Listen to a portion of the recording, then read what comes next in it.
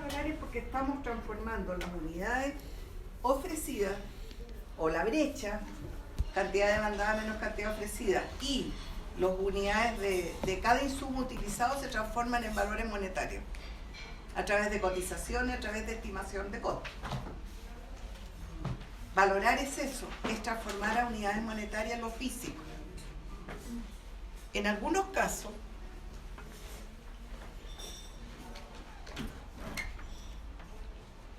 hay unidades físicas que no se pueden transformar en valores monetarios. Por ejemplo, la mayor cantidad de ppm que emite un proyecto que está produciendo y que evacúa emisiones, a veces no se pueden traducir a valores monetarios. ¿Cómo traduzco yo esos costos? En salud, por ejemplo, para la gente que está alrededor, o para los sistemas naturales, o para el ambiente. Cuando uno no puede valorar y solamente se identifica y se mide, esto pasa ya no a beneficios y costos del proyecto, sino que pasa a una descripción adicional en anexo. Porque ya no forman parte del BAN, porque el BAN se expresa en, o el BAC se expresa en unidades monetarias. Entonces se pasa, antes de terminar el proyecto, cuando ustedes terminen el BAN, tienen que hacer análisis de sensibilidad, pero además tiene que haber un capítulo de conclusión. Ese por un lado. Antes, cuando han empezado a plantear la metodología de evaluación, ustedes tienen que decir cómo van a valorar los beneficios y cómo los costos. Y para los beneficios se utiliza tal y tal metodología, y para los costos esto. En algunos casos no se pueden medir los beneficios. Solo identificarlos.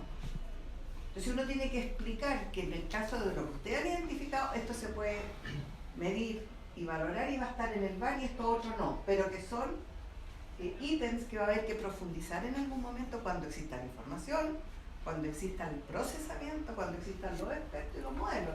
Porque a veces yo, para las externalidades, tengo que tener 50 años de edad. No es tan fácil llegar y valorar. Y hay que tener gente que realmente conozca en profundidad lo que es la valoración. Eso es pura alta econometría. Un ingeniero comercial, economista, uno sabe la econometría 1 y 2, pero no sabe la alta econometría, que se trabaja todo con alta estadística, programación dinámica.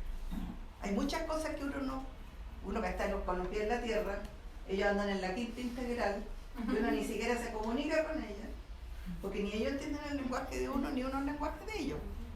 Y entonces el Sistema Nacional de Inversiones hace esfuerzos por actualizar las metodologías, haciendo estudios, profundizando estudios, pero todavía no llegan al manual del usuario, que serían ustedes los profesionales. Incluso para eso también tienen que profundizar. En el diploma en Santiago se hace valoración de recursos naturales, cosa que no se hace en los cursos avanzados. Se profundiza en otras que nosotros no tenemos acá. Aquí por aproximaciones sucesivas. Entonces, lo importante es distinguir. Hay algunos que van a quedar como el BAN social va a ser el valor actual de los efectos directos más el valor actual de los efectos indirectos y más el valor actual de los efectos intangibles. Esto está en el libro que yo les di de descarga gratuita en la página web, que el otro día se los dio un grupo, se los recordé porque nadie ha considerado esto, nadie lo ha visto, pero ahí se dieron cuenta que está paso a paso lo que uno tiene que hacer en la parte de formulación de proyectos. Ahí hay un formato, está toda una guía metodológica de cómo ir haciéndolo.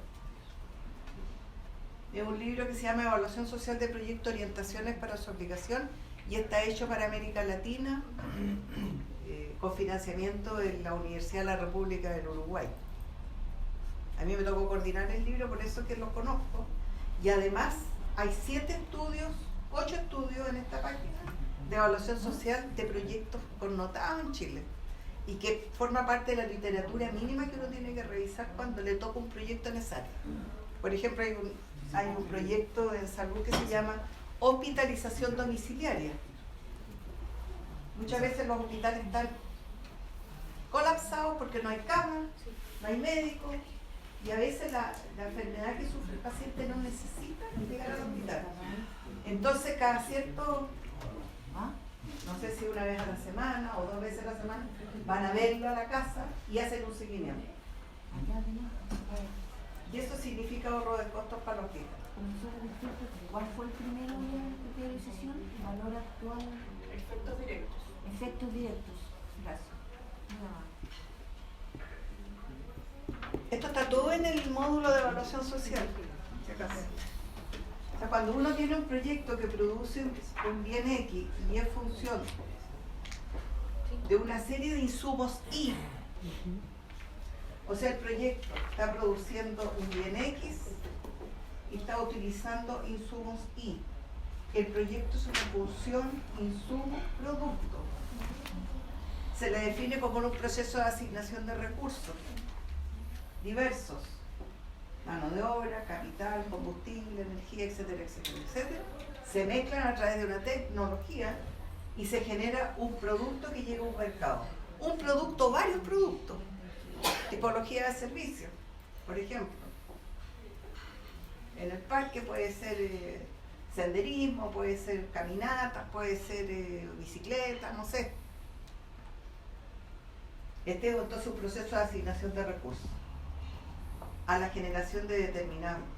Estos son efectos directos. Mercado del bien Y, efectos directos. Mercado del bien X, efectos directos.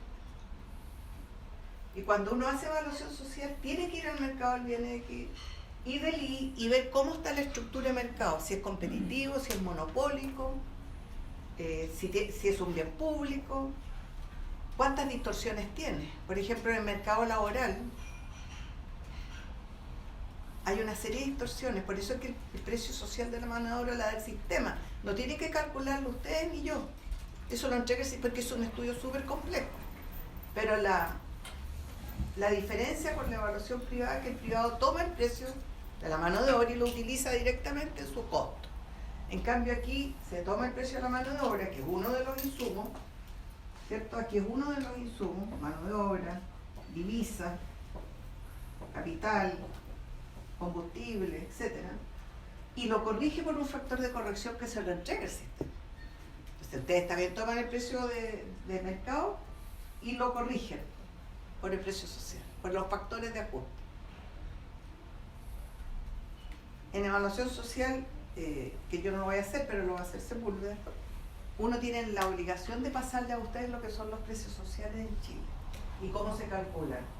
Por ejemplo, en el precio social de la mano de obra, en el mercado laboral uno tiene distintos sectores de mano de obra. Hay sectores no protegidos por el Estado y sectores protegidos por el Estado. Sector protegido, que es la mano de obra no calificada, se le obliga a pagar un salario mínimo. Y ese precio mínimo va por sobre el precio normal de equilibrio del mercado. Entonces eso se generó por allá por los años 82, 83, cuando había una crisis social muy grande en el mundo, una recesión que nos afectó muchísimo. Y se generó eso porque hubo una cesantía enorme, de como el 30-40% de Chile. Y la mayor parte era gente profesional. Entonces se creó un poder comprador por parte del Estado, se utilizó esta mano de obra y se empezó a destinar a proyectos de infraestructura, entre los cuales está la carretera austral. Gente de cuello y corbata con empleo mínimo, para que tuvieran ingresos. Además, en el mercado laboral, aparte del salario mínimo, está el aporte a las AFP y a la ISAPRE, que es el Sistema de Seguridad Social, en la cual las personas perciben que no reciben todo lo que ellos han aportado, incluidos los 110 años. Porque eso se ha ido profundizando cada vez más en favor de la desigualdad. Cuando recién empezó era distinto, pero ahora producto de que las AFP y la ISAP y las compañías de seguro están un poquito complicadas, digámoslo así, entonces se les ha ido protegiendo. Entonces, la diferencia entre lo que uno aporta y lo que recibe como beneficio en caso de que se enferme, o las pensiones, o qué sé yo, las licencias, eso se toma como un impuesto al trabajo. Y como hay un impuesto, entonces el precio social es distinto que el precio de mercado. Esa es una segunda distorsión. En fin, hay que meterse en el mercado laboral para poder entenderlo. En el caso de la tasa social de descuento, que es el 6%, que también ustedes lo tienen aquí, tasa social de descuento, el precio social del capital es un 6%. Precio de los combustibles como el 50% menos de lo que es el precio privado de mercado, porque tiene impuesto específico, tiene impuesto general. Ya. En el caso de la tasa social de descuento, uno va al mercado de capital y se da cuenta que está distorsionado también, y que nunca se haga la distorsión, por lo menos en el caso nuestro. Porque en ese caso del mercado de capitales hay impuesto a la renta, de las utilidades, de los negocios y de los ahorros.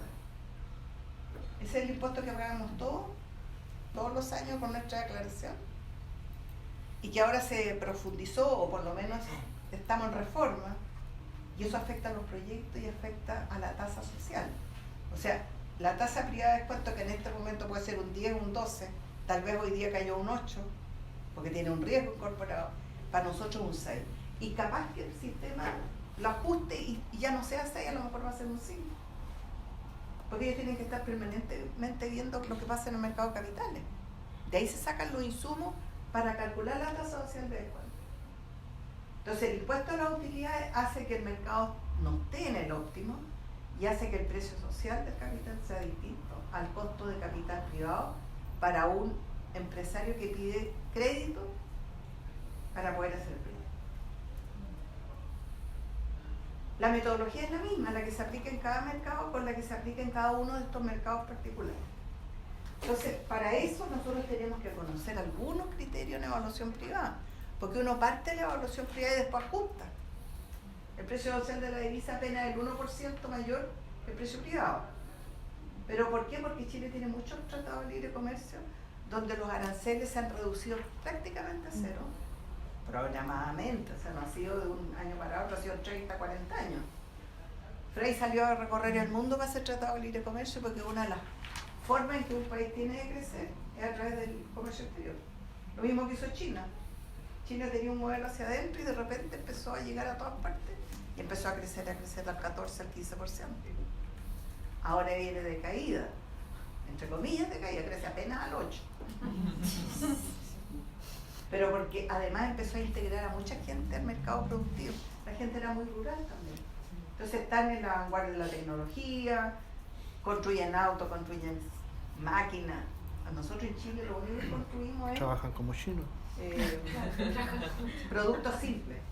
Nuestro sistema productivo, la estructura productiva en general del país es muy elemental.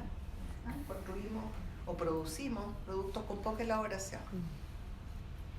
Incluso lo que uno saca de la minería lo manda a fundir a Indonesia porque es más barato todavía. O sea, lo mandan los privados. Sí. Bueno, pero Chile está cambiando, pero igual es difícil que logremos un aparato productor muy desarrollado. Primero tenemos que capacitar a la gente y traer tecnología. La gente que sale afuera y se va a capacitar y hace su doctorado en robótica, llegan a Chile y aquí no hay nada de eso, no les sirve. Tengo alumnos que han ido y llegan aquí y dicen, profe, no hay en qué trabajar, estoy sobredimensionado. Bueno, ¿y por qué no eligió bien el doctorado? Que uno siempre piensa que no. Bueno, pero para que ustedes vean de que la gente tiene muchas ganas de trabajar en cosas nuevas, pero el país no se adapta todavía porque es muy lento. Ya. Entonces, ese es como el antesala. Estos efectos directos lo trabajan también los privados, pero a precios de mercado. Nosotros esto lo trabajamos en social, pero a precios sociales. ¿Pero es porque es muy lento o porque el Estado dejó todo en manos de los privados? Las dos cosas. Y el privado, mínimo esfuerzo, mayor utilidad, pues entonces no va a Y el invertir privado, en tecnología. Sí, claro. Lo que pasa es que el privado uno supone que el Estado lo hizo porque iba a tener competencia. Y la competencia hace que usted tenga mayor motivación para bajar los costos. Pero resulta que en Chile tampoco hay competencia. Porque los mercados son muy pequeños, porque somos un país muy pequeño, y se ponen de acuerdo las farmacias, las bencineras, las líneas de buses. Papel higiénico. O sea, hay colusión y eso también es competencia imperfecta. Entonces, la única forma de hacer competir al sector privado que produce bienes materiales es abriendo la economía, para que entren las importaciones. Como pasó, bueno, ha pasado en el caso de Chile del acero. Cobre. La manufactura del cobre se fue todo para afuera. Claro. El ENAP, que está en crisis, ustedes saben que está en crisis, ¿no? Bueno, ustedes son como aquí un núcleo específico, porque las otras dos refinerías que hay hacia el norte han tenido que adecuarse a los precios de los combustibles refinados que llegan de afuera. Antes era un monopolio. De a poco se ha ido también a... Pero cuando son servicios, infraestructura pública destinada a servicios, son bienes no transables. No es llegar y importar y exportar agua potable, servicio de agua potable, de electricidad. Hay muchos mercados no transables que lo único que puede hacer el Estado es regular. Pero, profe, como dice Ricardo, está bien, el Estado pero no solamente puede regular, o sea, el Estado, la inversión que hace en ciencia y tecnología versus a los países que están dentro de la OCDE, que Chile se jacta mucho de estar en la OCDE, es ínfima. Sí. Entonces el Estado también tiene una responsabilidad que no está asumiendo y que está dejando solamente en manos de privados. Sí, yo estoy de acuerdo. No, y ahora con esta crisis menos, porque hay otras necesidades urgentes que cubrir. Chile está en la OCDE, pero está al final cayéndose. Sí, como peleó para estar nomás y estar ahí, pelear el descenso. Falta avanzar en educación, falta avanzar. Hay varios indicadores que no damos todavía el nivel. Por eso es que no estamos dentro de los países desarrollados. Pero más que nada era para estandarizarlo exactamente. Sí, por ahí sí. va la cosa. No es Ahora, en Chile yo creo que la parte de largo plazo en general se desconoce. Todo lo que es ciencia y tecnología, cuyos frutos van a estar vistos en 20 años más, no es de corto plazo. Hay que preparar a la gente. La inversión en investigación, en experimentación, son 5 a 10 años por proyecto. Y resulta que de ahí es que pasa el prototipo y la transferencia, hay otros tantos años. Yo les digo porque yo estoy en proyectos desde hace muchos años, desde los años 80 y tanto estoy en cambio climático. El centro EULA hicimos desarrollo de la cuenca hidrográfica del Biobío. Todavía hay cuestiones que Chile no entiende. Tendrían que jubilar 2 generaciones en DIPRES para cambiar la mentalidad. Pero es que esa es otra cosa, es una cuestión política. Ellos no hacen investigaciones, ellos aplican normas y criterios que los políticos les dicen que apliquen para regular, sobre todo para asignar el presupuesto. Bueno, pero eso también tiene una historia, que no la vamos a ver acá. Aquí, está bien, yo lo reconozco, pero ¿qué le vamos a hacer? Por mucho que uno le diga al Estado, el Estado no entiende, no entiende. Lo mismo que está pasando ahora, ¿cuántas veces se han repetido las cosas y no entienden? Es que nunca he entendido. Nunca he entendido. El niño más porfiado que hay. Ahora, la verdad es que se dice que no hay recursos, claro, pero ahora que está en la crisis, no, si había recursos. La repartija, pues. Sí, pues la repartija y se arreglan Los privilegios. Mira, yo creo que es un misterio, hay muchas cosas que uno conoce, pero hay otras cosas misteriosas que uno no tiene, que están dentro del Estado. Pero es mi visión, yo no lo puedo hablar acá porque es una cuestión ideológica, pero hay cuestiones que nosotros no sabemos. ¿Ah? Y como estamos en algo técnico, cuidando por lo menos por la eficiencia en la asignación de recursos, entonces... es nuestro aporte. Sí, porque en la vida lo único que uno va a hacer en la vida es trabajar. Sí. No va a vivir de la renta. Nosotros no, es cierto. Nosotros sí. Nosotros que somos trabajadores dependientes que estamos en el Estado. Yo pertenezco a la Uniporta, es una corporación de derechos, pero me siento como parte del sector público y de los profesionales que trabajamos en esta área.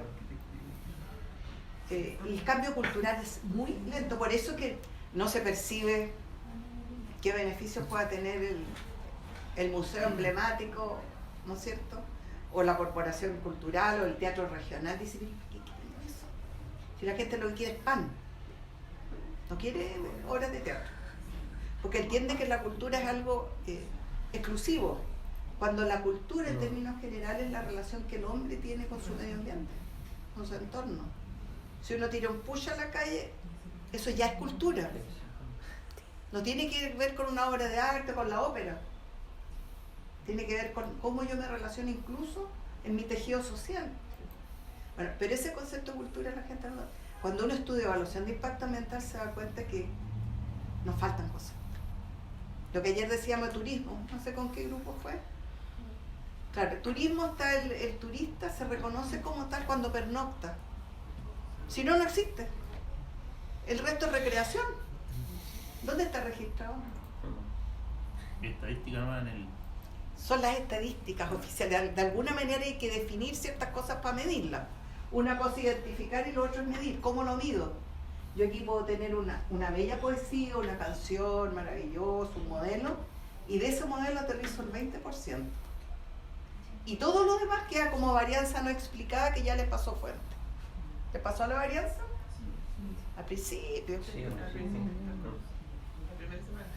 La varianza explicada y la no explicada, ¿ve? 80% es que el modelo no puede explicar nada, porque tiene un punto de confianza.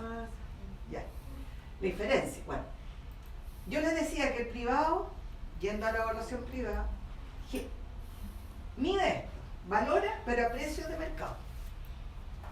Si el mercado está con un impuesto, precio con impuesto. Si con subsidio, precio monopolio, precio. En cambio, lo social se cambia a precio social. Esa es una diferencia. La otra diferencia, valor actual de los efectos indirectos, el privado no los mide. Ni nos valora ni tampoco le interesa. ¿Y qué es lo que son los efectos indirectos? Cuando este producto que genera el proyecto tiene bienes relacionados en el mercado, por ejemplo, sustitutos y complementos. O sea, yo utilizo un tipo de energía para el proyecto y la demanda a esa producción de energía tiene repercusión en el mercado de la energía. Aquí yo produzco pavimentación en un tramo e impacta a todos los complementarios, que son los caminos que van para allá y los que vienen, y a los sustitutos. Porque nosotros tenemos redes de complementariedad y sustituibilidad en la práctica. Entonces, esos mercados del bien Z o de los insumos Z son los efectos indirectos. Y eso en evaluación social tienen que estimarse, tienen que explicarse. Eso lo van a ver después, como les digo en la evaluación social. Pero es para que me entiendan la diferencia entre evaluación privada y social. Y por último están los intangibles, que esto solamente también es una aproximación porque el intangible no se puede medir ni valorar. Entonces el valor actual es una definición de la fórmula, pero no se puede aterrizar porque el intangible es algo que no tiene una expresión única, es multifactorial. Por ejemplo, la integración cultural que se produce con los inmigrantes. Cuando yo construyo, ustedes que están al lado de Argentina, ¿es con signo más o con signo menos? Cuando uno va y viene en el norte, estos corredores que llegan a Brasil con transportistas, entra la gente extranjera y los chilenos también entran. Flujo no tan solo de mercadería y de carga, sino que también flujo de personas. Y eso va generando integración cultural. Y ahí estamos, pues, ¿cómo lo medimos? ¿Qué impacto tiene eso? Hay gente que no puede ver a los inmigrantes. Yo sé que ustedes no, porque ustedes son formados con personas inmigrantes, todos, ¿no? Sí, pues todo, yo creo que Somos todos. Claro. en caso sí, pues, somos... Sobre todo en los casos extremos. Porque en la zona central estaba llegar a los españoles, llegar a los indios, y hay toda una antología poética respecto de lo que pasó. Pero en las zonas más limítrofes, y además que hoy día tenemos una nueva ola inmigrante, pues ya hace varios años. Llegaron los chinos hace más de 30 años a Chile, pero el norte está lleno de chinos. Ahora el modelo chino, ahora que es un nuevo modelo de negocio, está en toda la ciudad de Chile. Yo, donde voy, porque me lo he recorrido todo con estos cursos y con otros, Hay mall chino. Acá también. Y aquí ya conocí el mall chino, porque era un tremendo. Pasó. Andaba dando No podía vueltas pasar, y entré a mirar. Claro, po. Y salí con una bolsa y como... Y no se necesitaba nada. Nada. Nada. Sí. Por ejemplo, Todo de oferta. por ejemplo en el caso de nosotros, ahora es el mall chino, pero toda la vida tuvimos el mall hindú, que es la zona blanca. Bueno, Claro. Sí, pues, También. exactamente, sí, pues, sí. Por lo menos los hindúes tienen cosas así más. que imagínense en Europa después de las dos guerras, están todos... Claro, hay mucha integración. Más allá del Brexit, porque el Brexit, que se sale Inglaterra, bueno, en fin, Reino Unido, pero ya está la integración. Canadá, todos los países. Si nosotros en Latinoamérica somos los que menos hemos tenido. Y a mucha gente tampoco le gusta. Porque estamos Por en un eso están los extremo. movimientos neonazis. ¿Mm? Porque estamos en un extremo igual. También. Pero Alemania en todo caso está volviendo al nazismo. Sí, pues. Sí, pues. En el norte de Alemania Sí. hay movimientos neonazis tremendos. Incluso ya están llegando al parlamento y todo, así que... Sí, pues y hay muertes. Sí, no, sí está bien. Pero es que esto es cíclico. Sí, El mundo es así. Así que uno en una generación alcanza a ver un par de cosas, ¿no? Sí, No, ¿ustedes vieron el comentario? sí, pues. La próxima no lo van a No me ver, acuerdo. porque va a ser convención. Son cada 76 años. Yo tengo una tía que lo vio en 1907, creo. Y después, segunda vez que fue en 1987. Ya. Ella lo vio y dice que... Era el mismo. Bueno, ya murió mi tía casi a los 100 años. Pero se acuerda perfectamente. Sí. Pero hay cuestiones como el eclipse, Mm. que a lo mejor las generaciones los ven una vez, no sé cuánto. Ya. Vámonos entonces a la evaluación privada con estas PPT adicionales que yo les generé exclusivamente para ustedes.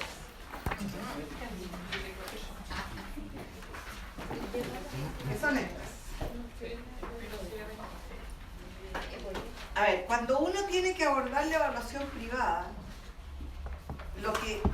lo que uno hace es distinguir cuál es el perfil del proyecto. ¿Qué es lo que es perfil? El flujo de caja, flujo de beneficios netos de la evaluación privada. ¿Y qué es lo que es el flujo de caja de la evaluación social? A mí no me corresponde, ya les dije aquí lo que considera la evaluación social. Vamos a irnos a la evaluación privada. La evaluación privada tiene dos componentes. Los componentes del proyecto puro y los componentes del proyecto financiado.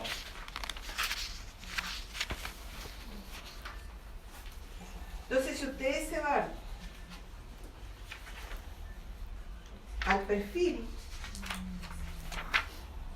que lo tienen en el libro, que como les decía es lo mismo que está en el libro, lo que se les entregó, en la segunda componente del flujo de beneficio, que lo voy a poner aquí.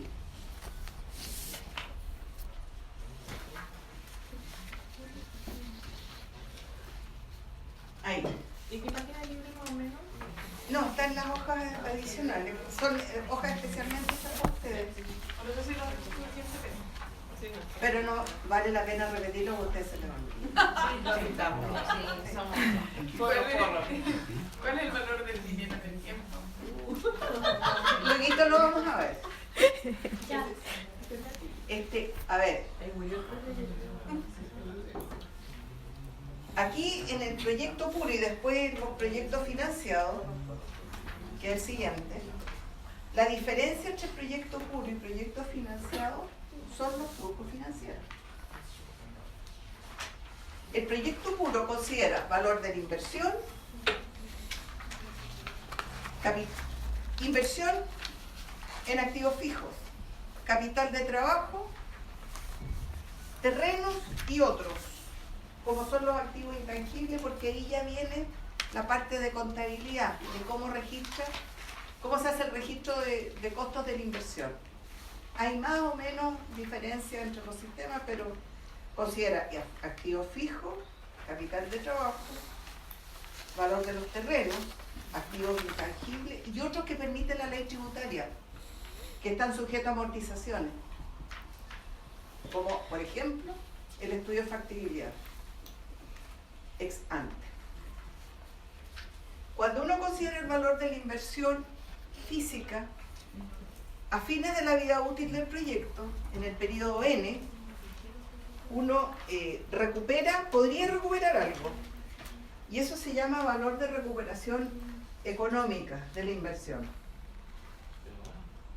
que se le llama también valor de desecho, valor de saldo. Esos conceptos contables a mí no me gustan, pero hay que ponerlo porque salen en los libros. Es sinónimo de valor de desecho, valor de residual, valor de salvamento. Como raro. Tan raro ese término. Bueno, pero es que está escrito en castellano antiguo, yo creo. Eso está en el librito gordo que yo les pasé hoy día. En alguna parte está el valor residual y los sinónimos. Ahora, como la ley tributaria me permite tener una depreciación de cada activo fijo, podría ser que al final de la vida útil del proyecto yo recupere algo del activo fijo. O sea, si el valor de mercado del activo, con todos esos años de uso y de depreciación, y el desgaste, me queda un remanente si yo lo puedo vender, eso también, la diferencia entre la venta y la depreciación acumulada me genera pago de impuestos. Por eso que hay que saberlo. Dentro de la evaluación privada, la evaluación social, la depreciación no la considera. Porque, bueno, la evaluación social solamente considera los flujos de recursos que se generan en el momento que se utilizan o se producen.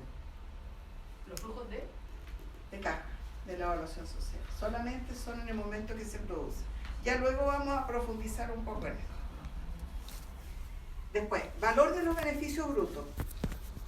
Puede ser ingresos de operación o ingresos por venta, ahorro de costos cuando son proyectos de reemplazo. Esos son beneficios, que es distinto al concepto de ingresos. Cuando uno habla de beneficios y costos, está hablando de proyecto puro o de evaluación social. Cuando uno habla de ingresos y egresos, está hablando de evaluación privada, porque son a caja. Después viene durante cada uno de los periodos, valor de los costos de operación, que se dividen generalmente entre fijos y variables. Y después el pago de impuestos, que la evaluación privada se calcula en base a un estado de resultados, cuyas partidas básicas son ingresos por venta, costos de operación, depreciación, intereses. Porque el estado de pérdida y ganancia para calcular utilidad, y sobre la utilidad yo tengo que pagar un impuesto. Es contabilidad tributaria. La contabilidad para la toma de decisiones es otra, que es la que se ha empezado a exigir en Chile con los IFRS. ¿Los conocen? Sí. Ya, es un sistema de razones financieras que están más orientados a la toma de decisiones y que forma parte de la ONU de Naciones Unidas como una forma de estandarizar y hacer comparación. En Chile se usan los dos sistemas. Eso es, en resumen, lo que considera el flujo de caja de un proyecto puro. En términos conceptuales, el proyecto puro significa que toda la inversión se financia con capital propio, en términos de fundamento. Nada se pide prestado, no hay crédito, porque no hay flujo financiero. Y si no hay crédito, no hay amortización ni pago de interés en el proyecto puro.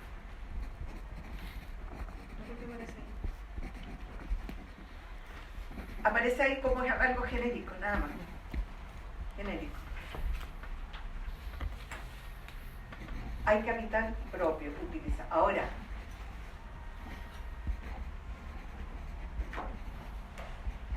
cuando un proyecto se puede concretar con financiamiento privado más financiamiento propio, una parte propio y una parte de crédito, sube la rentabilidad ceteris paribus.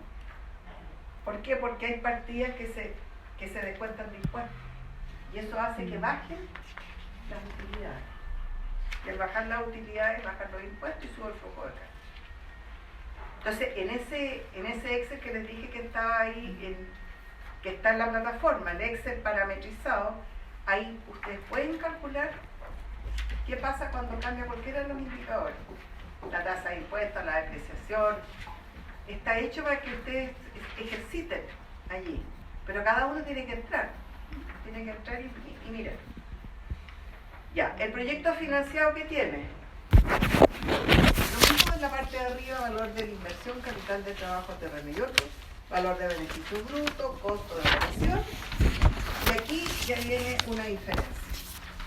El préstamo que ingresa a la caja con signo positivo, o sea, yo 1 millón de pesos lo financio 70% con préstamo, entran 700, pero el costo de la inversión es 1 millón, por lo tanto, ¿cuánto financio con capital propio? 300. Solamente 300. Ujú. Y eso es lo que queda en el flujo de caja, periodo cero, Menos 300. menos 300. Y más 300. En el flujo de caja, neto, que yo lo he obtenido del valor de la inversión y el préstamo. Luego, durante los periodos, tengo que pagar el préstamo, que se llama amortización, Ujú. la cuota de amortización del préstamo, que no hay que confundirla con la amortización de activos nominales, y los intereses. Eso va a depender de la institución financiera al cual yo recurro como dueño del proyecto, por una parte, y por otra parte va a depender del patrimonio que tenga el dueño del proyecto. Cada vez que a uno le piden un préstamo, o sea, le dan un préstamo, a uno le piden un estado de situación patrimonial para ver si hay garantía suficiente, si la persona se muere o no paga o se arranca, porque puede pasar cualquier cosa. Entonces uno tiene que firmar papeles de garantía, comprar seguros, en fin. Y está sujeto entonces cualquier otorgamiento de crédito, está sujeto a un riesgo. Y la tasa que me cobran también incorpora el riesgo del banco, el banco y del empresario. Hay gente que tiene solamente la oportunidad de pedir un crédito al Banco del Estado, no tiene más espalda. Pero hay otras personas que piden créditos en mercados internacionales. Depende de su estructura de patrimonio. Entonces hay una gama enorme y cuando ustedes usan o tienen que calcular la tasa de costo-oportunidad del empresario privado, tienen que ver de qué actividad se trata, en qué sector de actividad económica está, y cuál es el riesgo, las oportunidades que tiene el empresario de invertir. Es distinto tener un depósito en el banco que tener acciones en 20 empresas. Ahora se nota más cuando bajaron la rentabilidad de los fondos de renta fija. Fondo E. Ustedes están en el A y el B, me imagino, ¿no? Claro. Perdón. Fue el que más subió. Porque así como sube, también de repente baja. Cae. Porque aquí tiene más riesgo, donde renta variable. Bueno, eso ya es parte del... Y el último es el pago de impuestos, donde el Estado resultado considera interés de la deuda, porque en ese caso es interés. Ya, eso sería el perfil del proyecto puro y del proyecto financiado. Ese perfil, después yo lo actualizo, si quiero sacar el valor actual neto de beneficio del costo, o si quiero sacar el valor actual solamente de los costos, depende de la metodología que esté usando. O el costo real equivalente, tengo que tener el perfil para poder ver qué criterio, qué indicador usar. ¿Estamos? Bien. En la hojita, había otra hojita donde están los perfiles del proyecto puro y proyecto financiado. Eso. Ahí están para que lo tengan a mano, porque a veces uno, en vez de estar buscando en el libro, ahí está. Esto también está en el libro, pero ahí lo tienen a mano. Ahora, para construir este flujo de caja, beneficios menos costos, hay que ver algunos elementos para la toma de decisiones, de contabilidad para la toma de decisiones, porque es una cosa basada en el criterio técnico, pero conceptual. Y eso es lo que vamos a ver entonces ahora, que está en la primera página, ahí. El Ministerio de Desarrollo Social ha exigido a través de los años Nosotros partimos en 2007 con el Ministerio como Universidad de Concepción, pero antes estuvo 30 años con la Católica en el Ministerio de Trabajo. Y a través de todos los años, sobre todo los últimos, se enfatiza mucho este tema, que los profesores tienen que pasarlo en los cursos avanzados. Así que no es menor. No es menor. Ahora en el librito no está, en el librito que ustedes tienen ahí no está, por eso yo se los paso aparte y le hice el ejercicio. Y se lo voy a entregar enseguida y lo van a tener que hacer en grupo. Sin nota, porque hay ejercitación. Pues está bueno con nosotros. No. Mañana, después de la clase, le voy a hacer un ejercicio con nota. Igual actividad En grupo. hacer ahora. ¿O no? Mucho más fácil del de hoy día. Ya. La mañana bien. Pero más largo. Y en grupo. En grupo, pero con entrega individual. Oh. Bien. Oye, No, pero eso ¿parece un concierto? De los mapes. No, si mañana se hacen las dos notas grupales.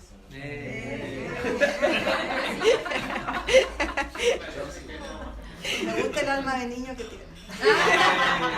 Con esta noticia no marcho. No, pero él es joven, el niño. Niño. Niño no. Joven sí, pero niño. Claro, sí, lo más probable. Primero, costos económicos. Bueno, desde el día 1 que yo les hice clase que los conocí en teoría económica, les dije que este era un lenguaje de economía. Que no es del ingeniero comercial. Ingeniero comercial habla en términos más financieros, o contables. Porque tiene otra mirada. Y el economista tiene que ver los costos reales, los costos que efectivamente ocurren en la práctica. Un ejemplo, y aquí voy a entrar al tiro el concepto de depreciación. Cuando uno tiene un flujo de caja, ¿no es cierto? Este es el perfil, aquí tiene la inversión. Supongamos que la inversión sean 10 millones de euros, de dólares, de pesos, de UF, lo mismo. Ya. Supongamos que esta inversión tiene 20 años. 20 años. Cuando yo hago la inversión acá y tengo que desembolsar ese flujo de caja en el momento en que lo registro, porque ese es el requisito que tiene que tener el flujo de caja en cada periodo, se imputa a cada periodo lo que efectivamente se recibe como ingreso o como beneficio y se paga como costo. Este es el costo de la inversión. ¿Estamos? Una cantidad que hay que sacarla de la caja. Listo. Y esta inversión inicial tiene activos fijos, capital de trabajo, terreno, qué sé yo, ya. Si hacia atrás hay un periodo de construcción de la inversión, que son 5 años, por ejemplo, todo esto se actualiza acá y se forma un solo valor de la inversión. Se capitaliza. Aunque no se haya efectuado el año cero. Exactamente. Por eso Se actualiza. usted dijo he reiterado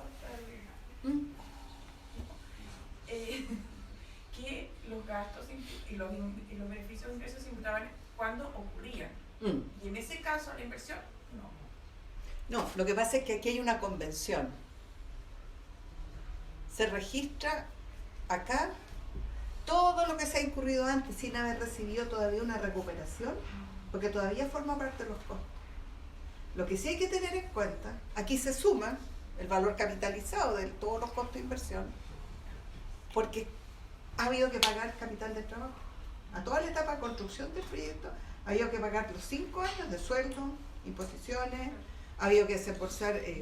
Pero no es lo mismo que llevar al momento cero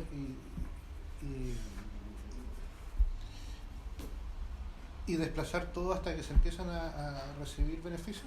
Eso es lo que estamos haciendo, estamos llevando todo el momento cero. Todo esto lo capitalizamos y formamos esto que se llama inversión inicial, por 1 más R elevado a N, cada flujo. Eso es lo que se hace.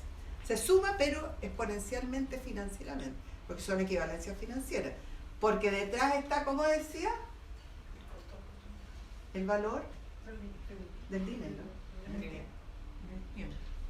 Y ese es el costo de oportunidad. O sea, no podemos desconocer que si yo esto lo hubiera tenido en el banco o en otra alternativa, habría generado una rentabilidad. Entonces todo eso lo tengo que capitalizar y aquí me da el valor real de la inversión. Capital de trabajo. Desembolso de pago de maquinaria, arriendo de todo, campamento. Y digo porque en el caso de la Central Pangue, el periodo de construcción duró 9 años. Campamento, 3.000 personas. Hubo que hacer los caminos, hubo que echar abajo el cerro para hacer los caminos, unos caminos grandes donde pudieran pasar unos camiones con las turbinas que tenían que estar arriba instaladas en la central. Hubo que hacer puentes sobre un río con mucha caudal. Y todo eso demora años. El camino fueron como 3 años, el puente otros 2. Y entre medio mandaron a hacer la central. A Alemania, Inglaterra, cada es un equipo de ingenieros, esto se hace a mano alzada. Se hacen contratos ya en mano y se licita. Entonces se manda a construir dependiendo de la tectónica, del caudal, todo lo que saben las obras civiles, los ingenieros civiles. Entonces, profe, el proyecto en sí comienza en el momento donde comienza a producir. Desde ahí se considera la evaluación del proyecto y lo anterior se suma todo a la inversión inicial. Así es. Okay. Ahora, eso hay que saberlo porque, como a los 5 años hay una tasa de costo de oportunidad, cuando ustedes calculan el VAL, lo actualizan al momento cero. O sea, lo capitalizan. Pero si calculan la TIR, tienen que considerar ¿cuántos años tenía el proyecto? ¿20? Más 5 de atrás, 25. O sea, el periodo en el cual calculan la TIR es por 25. Recuerda ahí. En el caso del ejemplo que usted está dando, de los 9 años de inversión. Ah, ya. En el caso de la Central Pangue, aquí teníamos 5 de construcción. 5 de construcción. Claro. Y esto ya es operación. Y es donde se empieza a recuperar la inversión, beneficios y costos. Y ahí para atrás hay que considerar los costos de diseño igual. Todo está para atrás. Pero hasta desde el diseño para adelante. La reinversión, la prefectibilidad. O sea, todo lo que es antes de generar el primer ingreso de operación. Eso considera diseño, ejecución de las obras, pago de todos los costos, hasta llegar al periodo 1 en que el proyecto empieza a funcionar. Incluso en los hospitales que hacen marcha blanca. Pero el Sistema Nacional de Inversiones considera la inversión desde el momento del diseño. De ahí para atrás es plata perdida. Es que son costos históricos. Lo que pasa es que eso es parte de lo que yo les tengo que decir también. Pero estoy hablando del concepto más que de la operatoria. Estoy diciendo que de aquí hacia atrás da lo mismo. Aquí está el valor actual de la inversión, capitalizada aquí, y yo calculo el VAN y actualizo todos los flujos, le resto la inversión y saco este indicador. Pero si calculo la TIR, como la TIR es una tasa de incremento promedio de la rentabilidad, promedio por periodo, yo no puedo echarme estos 5 periodos a bolsillo como que si no hubieran existido. Porque entre medio también estuvo el costo de oportunidad de los fondos que están siendo utilizados. Entonces para la TIR hay que calcular los 25 años. Pero en todo caso, cuando usted aplica la inversión y lleva hacia el año cero todos los costos anteriores, igual estaría considerando la tasa de descuento de esos años. Para el VAN, pero en términos absolutos. Pero para la TIR es una raíz cuadrada. Es la raíz de los flujos en el tiempo. No es una sumatoria en valor absoluto. Hay que sacar la raíz. Y la raíz considera el número de periodos. No es lo mismo 3 años que 10. ¿Ah? Ya, eso, pero es una aclaración que podrían preguntarle a Fuente. Porque él es el dueño de eso.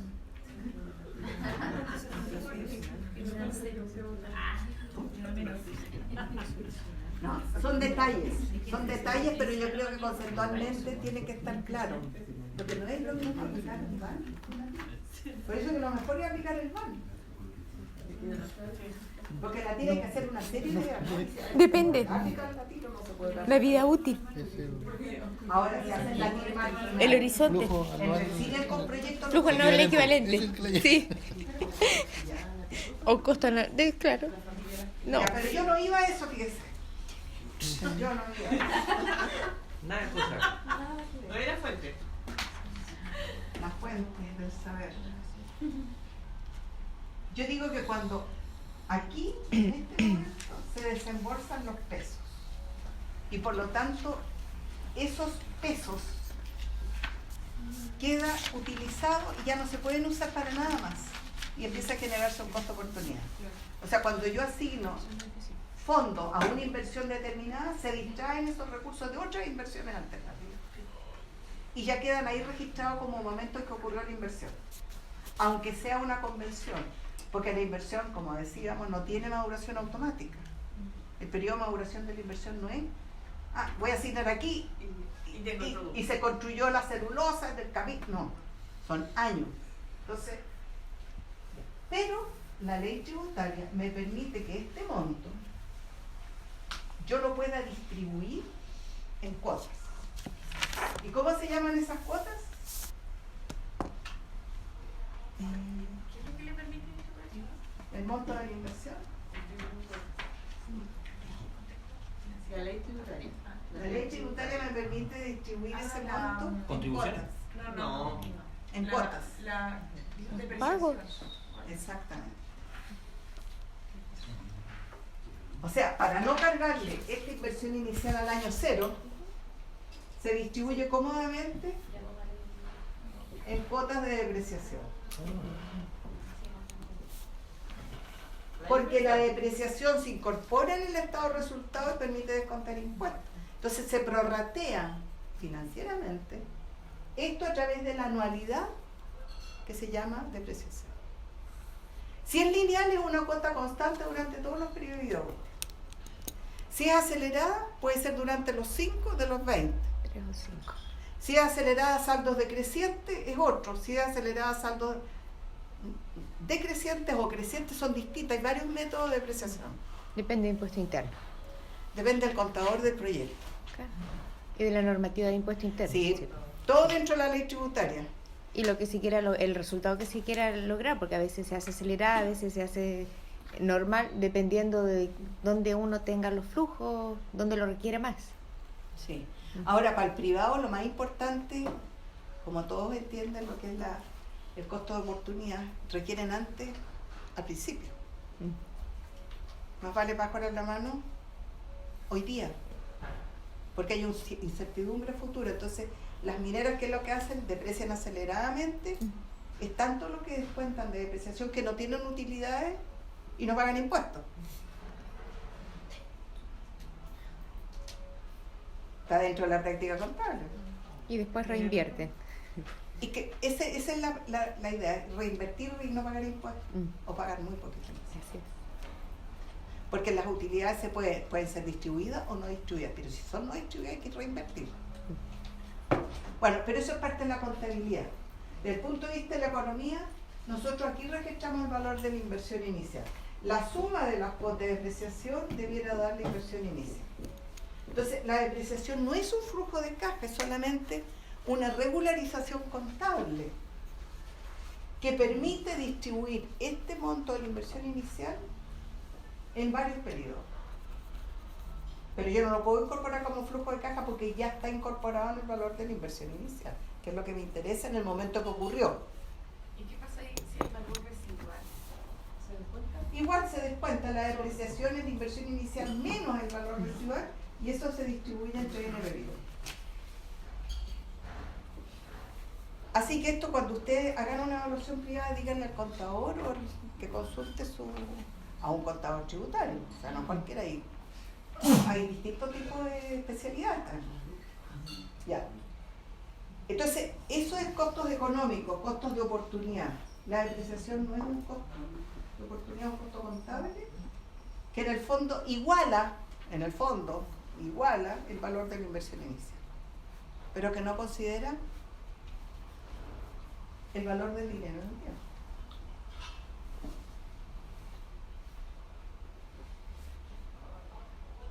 Eso es lo primero. A los costos contables se les llama costos tributarios porque yo tengo que demostrarlo a través de factura. En cambio el costo al capital propio no es contable, no es costo oportunidad. Cuando yo dejo mi empleo actual, renuncio para formar un emprendimiento, al emprendimiento yo lo tengo que imputar, lo que yo dejé de recibir, porque es un costo del proyecto, un costo oportunidad, pero eso no lo puedo demostrar tributariamente. Pero el flujo de caja tiene que ir. Y si no, está mal evaluado el proyecto. Porque es lo que yo dejé de recibir, es relevante, o sea, es un costo pertinente. Y aquí viene el otro concepto, la pertinencia del costo. Hay que preguntarse si todos los costos que ustedes van a registrar en el proyecto son o no son pertinentes. Pertinencia y relevancia de los costos. ¿Qué es lo que son los costos pertinentes? Aquellos que están asociados o vinculados a una determinada decisión.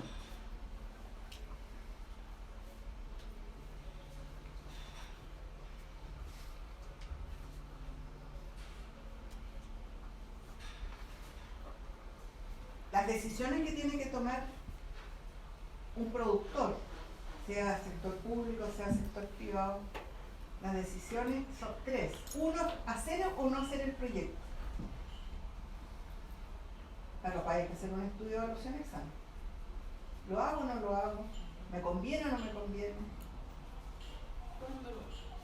¿Formo o no formo la empresa? Claro, después viene el análisis optimizante de la rentabilidad, que ¿cuándo conviene iniciarlo? ¿Cuándo conviene terminarlo? ¿Cuál es el tamaño óptimo? ¿Cuál es la localización? Pero esos son detalles de más adelante. Pero la primera gran decisión, ¿hago o no hago el proyecto? Ya. La segunda decisión, ¿continúo o no continúo en operación? Una vez que yo tengo el proyecto andando, ¿sigo o no sigo? ¿Cierro o no cierro? No es una evaluación ex post, no es una evaluación ex ante, pero al final el primer año.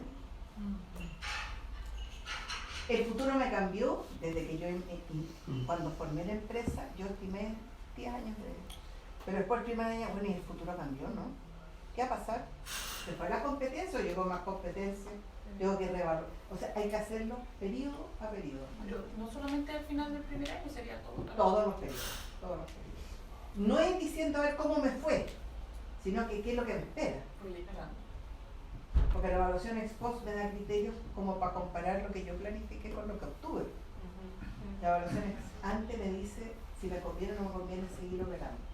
Lo que es incierto, porque hay que de nuevo hacer una evaluación ex ante de la operación. Y ahí hay otros costos que van quedando en el pasado y que son históricos y que no son pertinentes, como el permiso de instalación para formar la empresa, por ejemplo, que después no me lo vuelven a pedir a continuar la operación. En fin. Y la tercera decisión es, ¿me amplío o no me amplío? Uno ve que viene creciendo la demanda y en el caso del museo, bueno, entonces voy a hacer la segunda etapa. O en el caso de un camino, ahora hay más tráfico, por lo tanto voy a pavimentar este otro camino. Porque la demanda siempre va a crecer, en general en los bienes normales, a medida que aumentan los ingresos de las naciones, aumentan los bienes, aumenta la población y aumentan los bienes que se demandan. Nosotros tenemos un consumo crecientísimo de electricidad. Yo creo que ahora se desacopló del crecimiento del Producto Interno Bruto, porque son series que van acopladas casi siempre. Porque el consumo de electricidad, o sea, se masura el completo, pero la producción. claro, es un bien superior. Cuando vean, repasen los conceptos de teoría económica para proyectos, espero que lo repasen algún día. Antes de la prueba final. Lógico. Para la prueba. Para la prueba, para los test virtuales. ¿Lo tienen o no? El de economía sí. No, pero hay algunas respuestas incluso que están medias. Sí. No, no es capcioso, eso es análisis. ¿Ah? ¿Qué? mí es analítica. O sea, si usted le dice esto conviene o no conviene, ¿cuál es la respuesta correcta? Depende. Eso puse en la prueba. Pero sabemos que conviene. En el test no está la alternativa. Este otro conviene, este otro, porque ese es el análisis de sensibilidad, ese es el análisis de escenario. Uno no se puede casar. ¿Por qué? Porque el futuro no lo manejamos.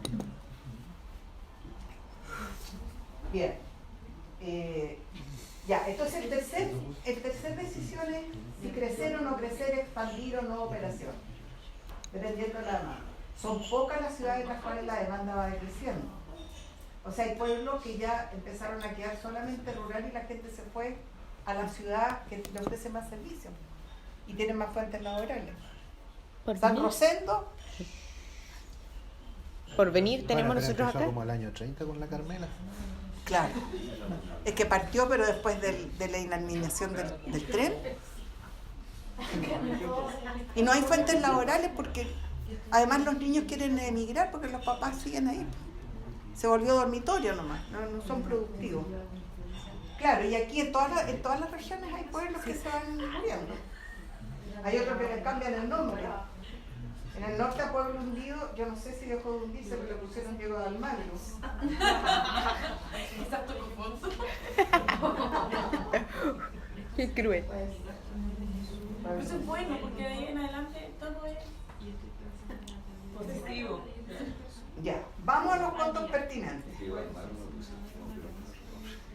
Los costos pertinentes se definen como costos futuros, o sea, costos que están situados en el futuro, lo cual significa que todo costo que está en el pasado no es pertinente o es no pertinente. Son costos que están situados en el futuro. Primera característica. Y segunda, deben ser diferenciales entre el sin y el con proyecto.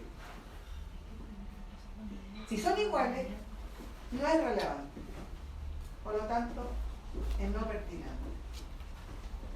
Si el ingreso por renta es el mismo en el sin y en el con proyecto, no me aporta ni a favor ni en contra. Por lo tanto, es no pertinente. Tiene que ser distinto entre el sin proyecto y el con proyecto. Eso significa el criterio de relevancia o diferencial o incremental. En el fondo es lo que ustedes ya conocen como ¿cuál es el cambio entre el con y el sin proyecto? ¿Y ese cambio es positivo o es negativo? Esta diferencia se le llama flujo de cambio, una diferencial o un incremento positivo o negativo, y por lo tanto cuando yo hago un proyecto tengo que proyectar el sin proyecto cada periodo, tengo que hacer el proyecto en cada periodo y después compararlo, y en cada periodo sacar el flujo incremental. El sin proyecto, el con proyecto, este flujo menos este otro me da el flujo, el perfil que yo voy a evaluar. Pero, por ejemplo, si usted, hay proyectos que no tienen cómo evaluar el beneficio. Los costos. Y con proyecto tiene costo y sin proyecto no tiene costo. Es que sin proyecto, si yo le pretendo hacer una mejora a la situación base, tiene que tener algún costo, porque si no, no estoy considerando por lo menos La mejora sin duda tiene un costo. Pero sin proyecto no hay costo. al revés. Si el sin proyecto en la situación actual, proyectada y optimizada, tiene que tener asociado algún tipo de costo. Si no, ¿cómo la voy a mejorar? Claro. O costos que, lo que pasa es que hay costos que son difíciles de valorizar. No, eso sí, eso sí. Es que Pero lo cuando que no, son más difíciles de valorizar son los beneficios. cuando no existe un servicio básico, ¿Ah? cuando no existe un servicio básico y el proyecto es dotar ese servicio básico. Pero la gente de alguna manera se abastece del producto que no le ofrece un servicio porque no está la infraestructura. ¿De dónde saca el agua? ¿De dónde saca el alcantarillado? Porque la gente tiene que funcionar igual. Claro, pero es que, por ejemplo, en el proyecto nuestro, las casas Eso no tienen tiene un costo. tubo que va al borde costero y no hay más. Y no puedo optimizar la situación. Y ese costo en el fondo quizás no es directo para ellos, pero es un costo. Pero hay un costo real, o es un costo económico que alguien lo está pagando. Porque hay un costo medioambiental ahí. Sí, hay varios costos. Lo que pasa es que, a ver, eso es lo otro. Igual hay un costo por el tema de la calidad de vida, podríamos empezar por las personas. Pero eso es una cosa cualitativa que tú vas a tratar Que de... cuesta valorizarlo, sin duda.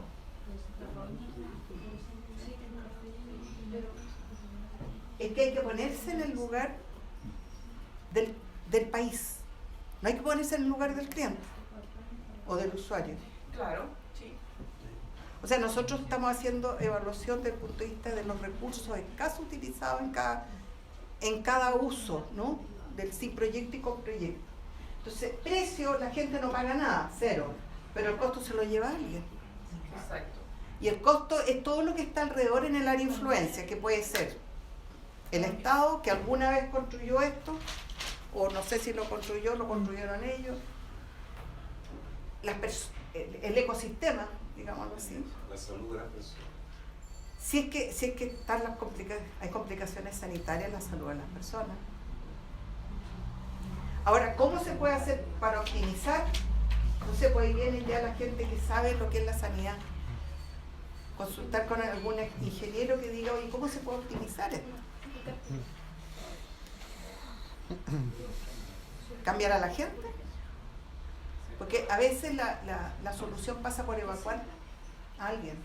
Esto se trata de evacuar. Sí, yo sé que es evacuación, pero de agua servida. Pero en Chaitén la gente cambiaron el pueblo. O sea, claro que es una medida extrema, pero al final volvió la gente a otro lugar, no sé cómo es la historia. Pero en ese caso quizás la solución es evacuar, sacar todo eso porque no hay contaminación total. Ahora, si el sin proyecto no existe, entonces no hay evaluación.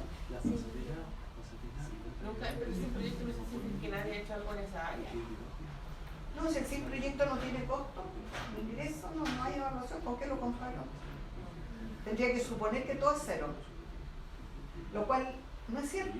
No, es que no es que sea cero, sino que cómo se valoriza, por ejemplo, el impacto en el medio ambiente. Y que no sí, por eso le expliqué al principio. En el anexo. Identificar, medir y valorar. Si yo no puedo valorar y tampoco puedo medir, pero lo tengo identificado, lo tengo que poner, pero no le puedo asignar valores monetarios.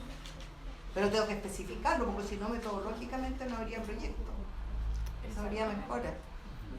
Todo hay que identificarlo, porque si no, ¿cómo van a detectar el cambio?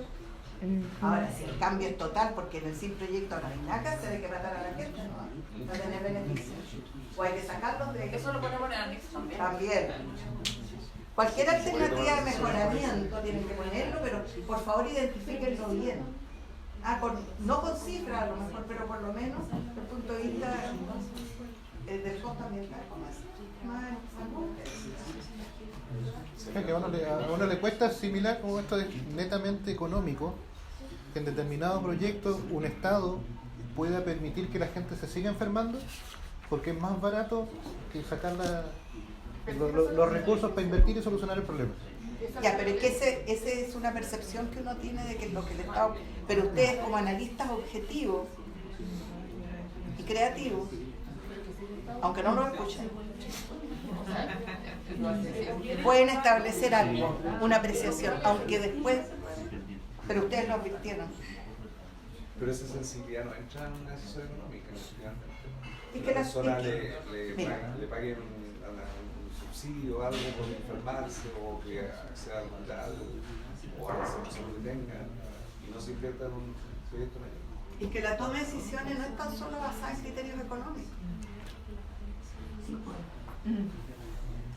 Si nosotros estamos en un proceso de desarrollo sustentable, por ejemplo, que es algo técnico, tenemos que tomar en cuenta factores económicos, factores de desarrollo, mejoramiento en la distribución del ingreso, que los proyectos mejoren la distribución del ingreso, y la sustentabilidad ambiental. O sea, eso también yo se los dije en algún momento. Cuando uno lo encierran en la óptica económica, uno le ponen una miopía, es un anteojo, que no me deja ver hacia los lados. Entonces, el que toma decisión considera eso, pero no es lo único que considera. Además, como la toma de decisiones transversal, porque en los consejos regionales de todo tipo hay una mesa de negociación, ¿o no? Y los concejales la MON, y aquí están todos los negociadores. Y alguien que está hablando. Y que toma la batuta y dice, yo me inclino por este proyecto, por este. Sí, pero ellos no pueden decidir sobre un proyecto que no está RS. Ya, bueno, pero me refiero a que cuando hay un riesgo compartido, también la decisión tiene que tomar en cuenta elementos territoriales y regionales y sectoriales, cosas que aquí a veces no están. Soberanía. Geopolítico, es que el bienestar de un pueblo depende de como 40 cosas. Sí. Entonces uno aquí está viendo una nomás, que es el crecimiento económico. Eso es. Es que eso está dentro de las premisas de la evaluación social. Y además que el desarrollo, o el concepto de desarrollo igual es muy subjetivo, entonces, ¿cómo se logra la objetividad en el análisis cuando a eso Es que se hace desde la aplicando, subjetividad, digamos? bueno, eso está aterrizado técnicamente en varios libros y se llama proceso de desarrollo sustentable. El proceso de desarrollo sustentable tiene distintas definiciones, pero en el fondo considera estos tres objetivos: crecimiento económico, mejoramiento de la distribución del ingreso y protección o tutela ambiental por parte del Estado. Además de eso hay un índice de desarrollo humano, a escala humana, que tiene como 20 indicadores, que no tienen que ver con crecimiento. Hay distintas formas de aproximar el concepto de sustentabilidad, porque la gente cree que sustentabilidad solamente considera el mar o el río o la contaminación. Económico, social y ambiental. La parte ambiental considera no tan solo el sistema natural, sino el sistema social, con todos los Eso puede ser interesante para esto, las contradicciones entre ¿Y las cuál es, visiones. cómo está definido, Incluso más definido el bienestar de un pueblo? la Porque por transdisciplina ahí que el puede Estado estar sea también. capaz de llegar hasta los actores como tiene que ser ahora. Si es que nos vamos a hacer la nueva constitución, tiene que salir hacia la comunidad, cómo lo hacen participar y cómo va a ser vinculante y a través de qué mecanismo. No es fácil, estamos hablando de muchos puntos de vista, pero también todos son importantes, pero hay que consensuar algo. Y ahí se podría saber si realmente los habitantes de Pueblo Unido se quieren ir o quieren hacer una reunión. Claro. Y a veces se piensa desde fuera, pero no se toma esa opinión. Es que ese es el tema, nunca se ha tomado en cuenta porque los chilenos miramos de arriba para abajo, como si fuera una cultura. Los chilenos somos arrogantes que como Somos una ingleses. iglesia. Arrogante. Pero porque manejamos por la izquierda, por eso somos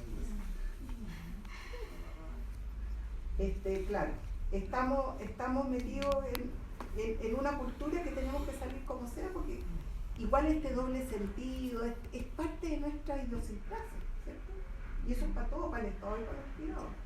Lo que pasa es que hemos sido demasiado, yo creo que no, hay gente que no lee nada. Por ejemplo, hoy día la gente que se agotó la Constitución no tenía idea de lo que era la Constitución. No sabía que se podía comprar el micrófono.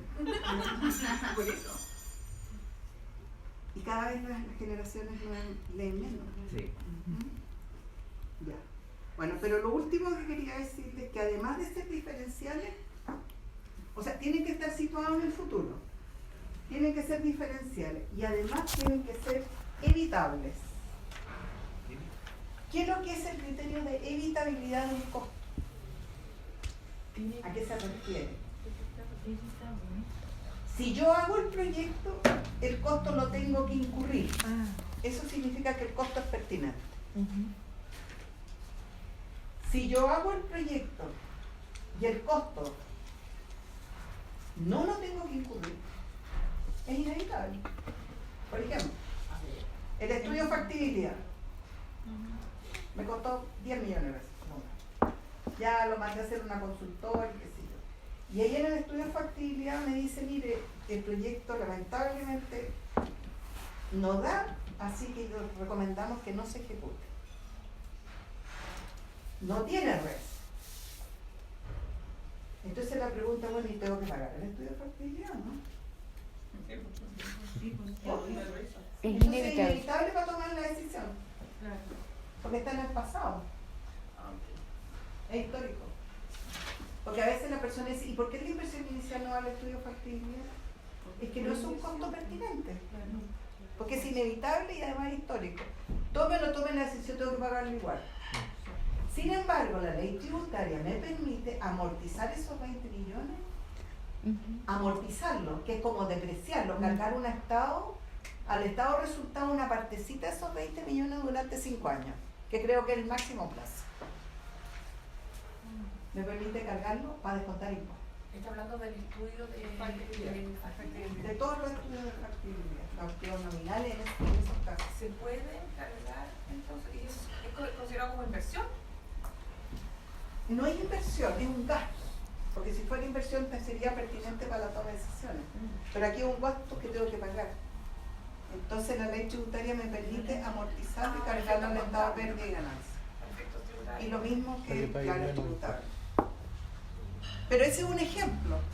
El otro, un permiso de instalación, que yo lo tengo que sacar al momento de formar el proyecto.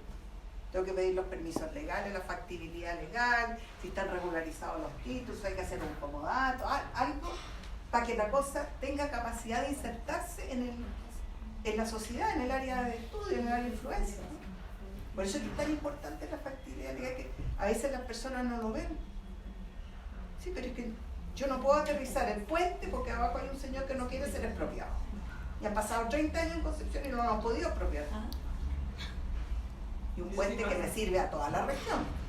Y no han podido, y los abogados dicen, no. Están esperando que se muera el caballero, que parece que ya se murió. Y ahora la Y los hijos son los que ahora están dentro. Pero es que eso pasa.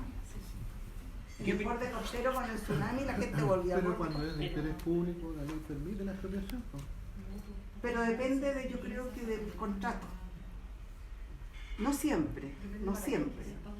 Porque está sujeto a cuestiones históricas, ancestrales. Es como cuando uno está haciendo un camino y se encuentra con un cementerio indígena. No, está protegido por otro tipo de leyes. Ya, por eso está protegido. Entonces en este caso también hay una especie de protección ahí. Bueno, la cosa es que, ya, pero yo pido un permiso de instalación y lo pago una vez nomás, pues. O inicio actividades una vez cuando uno instala un emprendimiento. Una vez. Entonces los sucesivos toma decisiones y yo lo tengo que repetir. Eso va quedando en el pasado. Y pasa a ser no pertinente. Él pasa a ser histórico, extinguido, muerto o desahuciado, que es como se le llaman a los costos históricos, son costos contables, van quedando en el pasado. Y como el futuro no se comporta como el pasado, es no pertinente. Entonces, ahora vamos a hacer, para poder ejercitar estos criterios, a ver si los entendieron o no los entendieron, porque es fundamental para los proyectos, no tan solo para ahora, porque incluso si los sectorialistas no han hecho el curso avanzado, no han recibido este criterio, tampoco lo van a entender. Recuerden ustedes que a veces los sectorialistas no han hecho los cursos. Nosotros tenemos esa situación en algunas series. No acá. No lo sé. No la conozco. Claro, entonces de repente ellos pueden alegar contra algunos proyectos, pero no saben por qué. Y como les dije, el sistema nacional, todos los han exigido que uno cada vez pueda profundizar más en algunos conceptos, que a ustedes los hagan tener una mente analítica para el futuro. Puede que no lo apliquen ahora ya porque no sé qué, pero que lo vayan pensando para el día de mañana poder establecerlo. Que cuando le digan, ¿saben lo que es un costo pertinente? ¿Qué van a decir ustedes? Sí. ¿Dónde se lo enseñaron? En el curso.